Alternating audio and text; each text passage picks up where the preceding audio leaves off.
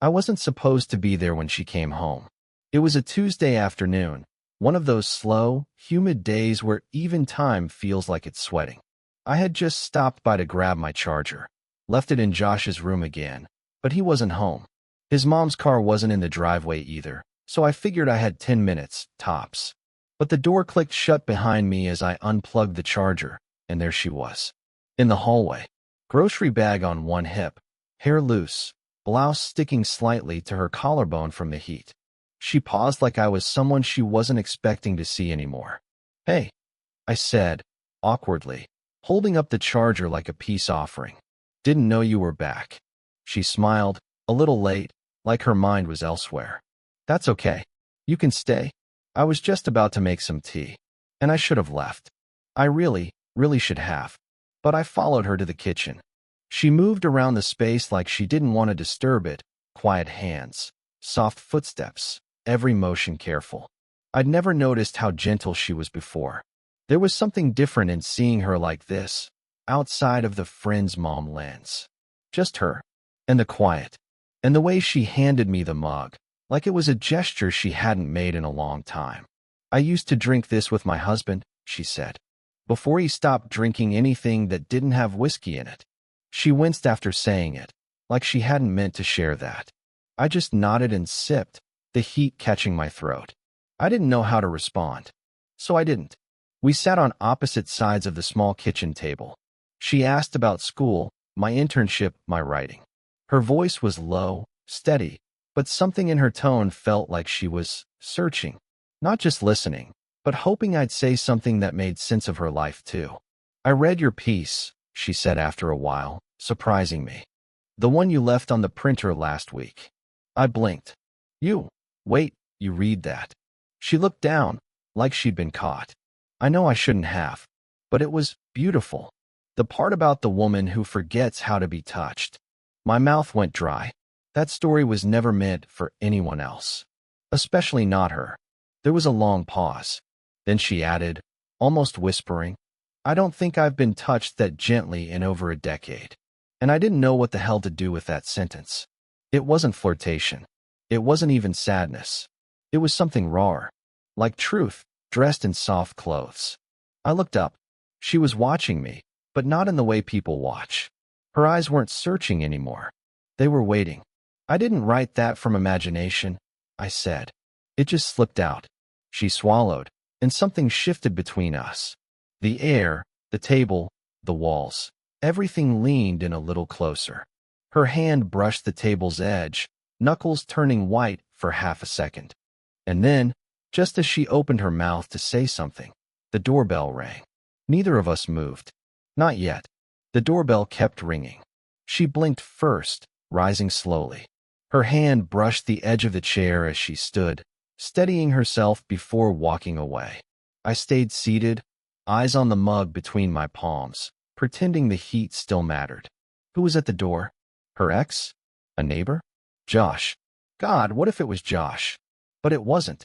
Her voice at the front door was polite, brief, just enough to send someone on their way. I didn't catch what she said, only that when she came back, her shoulders had dropped an inch, and her lips pressed into a line like she wasn't ready to return, but didn't want to be alone either. "That was a delivery," she murmured. "I forgot I ordered something." She sat again, this time closer. Not across the table, diagonal. Her knee was near mine. Not touching, but close enough that I could feel it. Or maybe I imagined it. I didn't say anything. Neither did she. Silence returned like it owned the room. "I met Josh's dad when I was 23, she said finally, like she was trying to prove something to herself. He was older, confident. I thought that meant safe. I looked at her. She didn't meet my eyes. We were good for a while, until we weren't. And by the time I realized how lonely I was, I had a kid who needed me to stay put." Her voice caught on that last word. I didn't know what to say, so I said the truth. "You don't seem lonely." That made her smile, but not the happy kind. "I'm good at hiding things." There was a pause where she let that hang, like a hook in the air. "What about you?" she asked softer. "Anyone your age?" I laughed under my breath. "Sure. A couple. Nothing that stuck." "Why not?" I hesitated. I don't know. I guess I get bored when it feels like there's nothing underneath. Like it's all just surface. She studied me now, eyes narrowed slightly like she was trying to see what I wasn't saying. Then, quietly, "You're not what I expected. Neither are you." And that's when it happened. She reached forward, not grabbing, not dramatic, just lightly touched my wrist, her fingertips resting there like they didn't mean to. I didn't pull away. I don't think I breathed. Her touch wasn't flirtatious. It was careful, like she was checking if I was real. "You should go before Josh gets home," she said, finally lifting her hand. But her voice didn't sound like she wanted me gone. I nodded, but didn't move. She stood and walked toward the sink, back turned. She rinsed her cup. I followed her without meaning to, stopping a few feet behind her. She didn't turn around, but her voice was quiet. "You didn't forget your charger, did you?" The truth landed somewhere between my chest and throat. "No," I said. She didn't answer. She just stood there, hands still under the water, not moving, and let the silence say everything else. I couldn't sleep that night. Every time I closed my eyes, I saw her hand on my wrist. Not even the touch itself, just how careful it had been. Like she wanted something she didn't believe she deserved. By morning, I'd convinced myself it didn't mean anything. And then Josh called. "Hey, man, can you swing by later? Mom made that lemon bread you liked." She made a whole loaf. Of course she did. I told myself I was going for the bread. Nothing more. I didn't even dress different. But I still checked the mirror twice before leaving. When I got there, Josh opened the door and handed me a plate like it was nothing. "She's in the garden. Hasn't come inside all morning." "Cool," I said, trying to sound casual, but my stomach was already tight. He wandered back to the living room, and I stepped outside. She was kneeling in the dirt, wearing gardening gloves and a loose t-shirt that didn't hide the curve of her back when she reached forward. Her hair was tied messily. She didn't hear me right away, so I just stood there, watching her move. And then she turned. "Oh," she said. Just that, like she hadn't decided yet whether it was good or bad. "I brought your bread," I offered weakly. She gave a tired smile, brushing dirt from her knee as she stood. "He didn't have to tell you I made it." "No, but he did." We stood there, 2 feet apart, with too many things we couldn't say. Her glove came off slowly. She reached for the bread, but didn't take it. Her hand brushed mine, and this time it wasn't accidental. "You shouldn't keep coming here," she whispered, eyes locked on mine. "It's not fair." "I know. I'm his mother." "I know." She stepped back then, just half a step, but it felt like a wall. And then, through the kitchen window, we both saw it, Josh. Watching. His face unreadable. She turned pale instantly. "Go. Please. Now." I didn't ask questions. I handed her the plate, turned, and left. Fast. I didn't stop walking until I was halfway down the block. My heart was loud in my ears. Guilt curled in my throat like smoke. An hour later, I got a text. From her. He didn't see anything. But I did. And I need to forget it. I stared at the screen until it dimmed. I should have let it in there. I should have listened. But that night, I messaged back. "I can't forget it. And I don't think you really want to." No reply. For 2 days. Then, the third night, a knock at my apartment door. When I opened it, she was standing there, soaking wet, no umbrella, mascara faintly smudged. She didn't say anything. She didn't have to. She stood in my doorway like she'd run here, and only remembered she wasn't supposed to halfway through. Rain clung to her like regret. Soaked shirt, wet strands of hair stuck to her cheek, fingers trembling slightly as she pushed them back. "I shouldn't be here," she whispered, not moving. "You are." Silence stretched. The kind that has weight. The kind that makes you want to fill it with something. Anything, but nothing comes out clean. I stepped aside. She walked in. She didn't sit. Just stood in the middle of my tiny living room like she didn't trust herself with furniture. "You were right," she said. I didn't want to forget. I told myself I did. But that day in the kitchen, something shifted. Her voice cracked on the last word.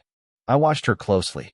Her hands kept clenching, like her body was trying to hold something in her chest that didn't want to stay there. I don't know what's wrong with me, she added, breath catching. You're 22. You have your whole life ahead of you.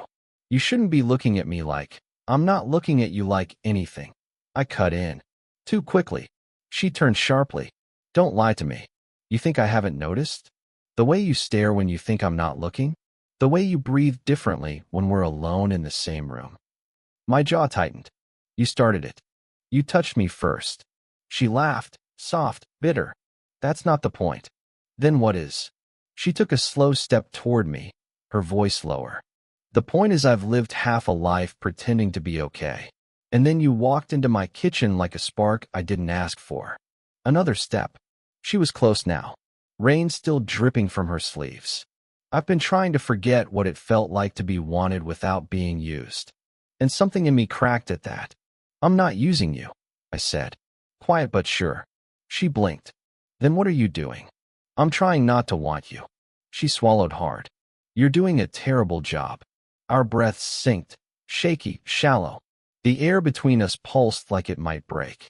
Her fingers brushed mine again. This time, slower. Deliberate. I should have stepped back. I didn't. Her eyes flicked to my mouth and then back up.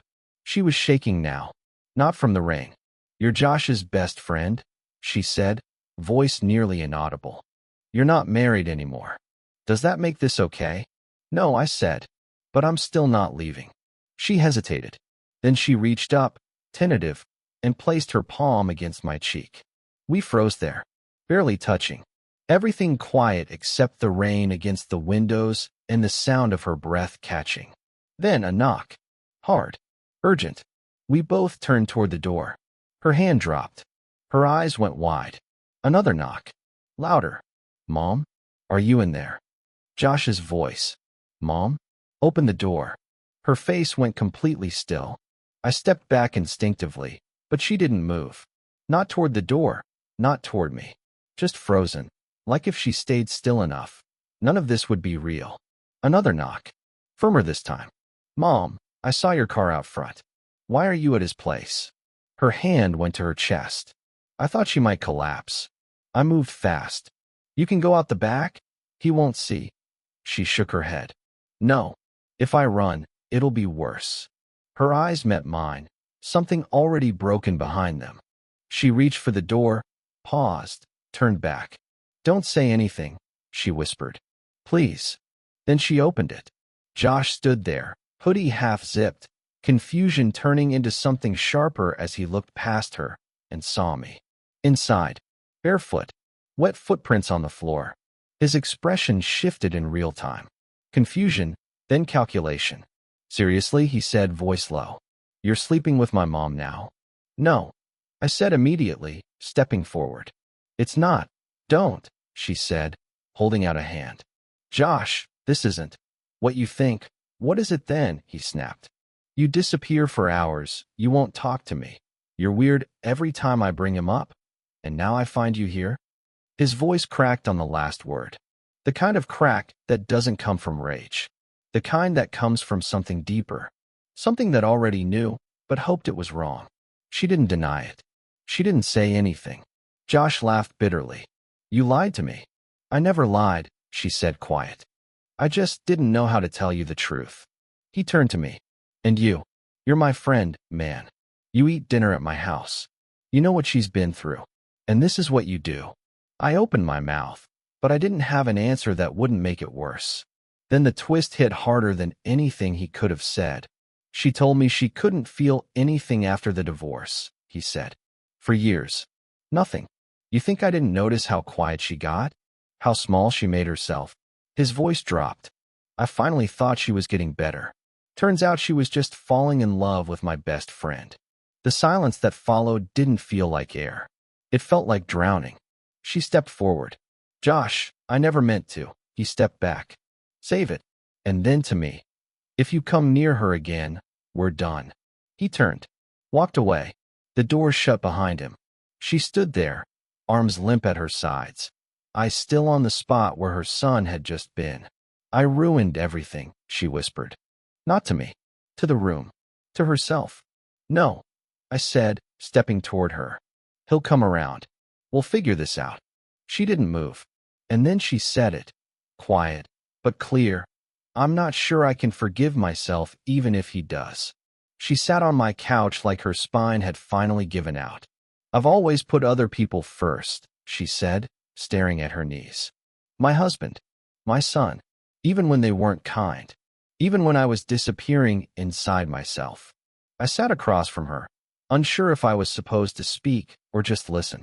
And then you came along, she continued, with your stupid charger and your stupid lemon bread, and the way you look at me like I'm not a problem to be solved. Her voice trembled, but she didn't cry. I kept trying to make it stop. But every time I walked into a room and saw you there, she cut herself off, biting her lip. You what? I asked gently. She looked up. Finally, I remembered I was still alive. The words gutted me. I stood, slowly, like sudden movement might break the moment. I never wanted to hurt Josh, I said. I didn't come here planning anything. I know, but I'm not going to pretend this doesn't mean something. Her shoulders tensed. Even if it tears everything apart. Especially if it does. She let out a shaky breath, half a laugh, half a sob. You sound like someone who hasn't lived long enough to lose anything.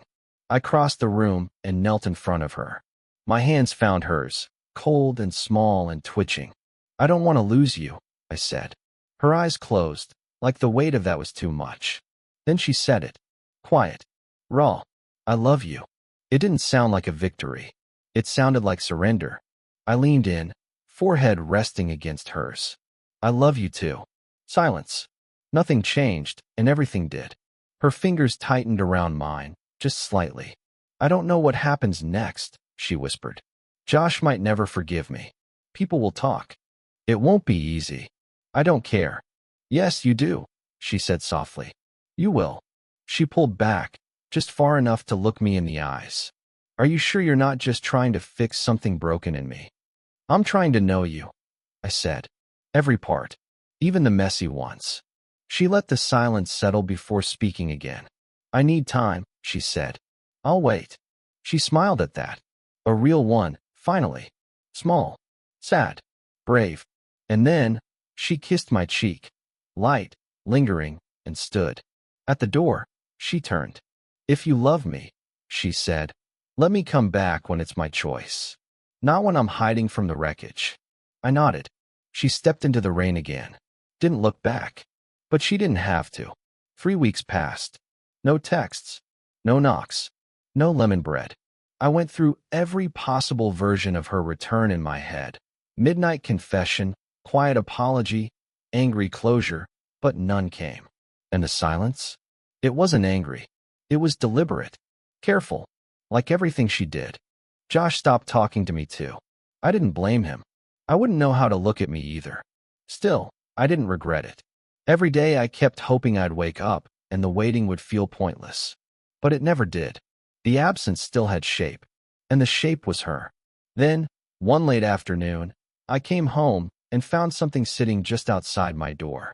A worn copy of the bell jar, a small envelope tucked inside. Her handwriting on the front. My name. My fingers shook as I opened it. This isn't a declaration. It's just the beginning. I've spent most of my life shrinking to fit other people's comfort. You made space for me to expand. To feel. Josh and I had a long talk. It was hard. Messy. But honest. I told him everything. I didn't hide this. He cried. Then he asked if you made me happy. I said yes. Without hesitating. And I realized. I was finally ready to mean it. I still don't know how to do this. But I'd like to try. If you're still willing, leave your door unlocked. I'll knock once. I stood there for a long time, just staring at that last line. Then I went inside. I didn't pace. I didn't overthink. I turned the lock open, sat on the floor, waited, and 5 minutes later, a single knock. She stood there, hair tucked back, no rain this time. Just her. Just me. No words. I stepped aside. She came in. We didn't talk much. We didn't need to. We just existed near each other. In the space we both finally allowed ourselves to have. And later, when the sun dipped and shadows stretched across the floor, she reached for my hand and whispered the same words she'd said that first night in the kitchen. I never had anyone treat me this gently. But this time, she smiled when she said it. And I held her hand like it was something I'd been building my whole life to do. Sometimes love doesn't show up the way we're taught to expect. Sometimes it's complicated, inconvenient, even painful. But when it's real, it's worth the wait, the risk, the wreckage. Because real love doesn't always shout. Sometimes it just knocks once. Did you enjoy the story? What kind of stories would you like to hear next? Let me know in the comments below. Speech balloon backhand index pointing down.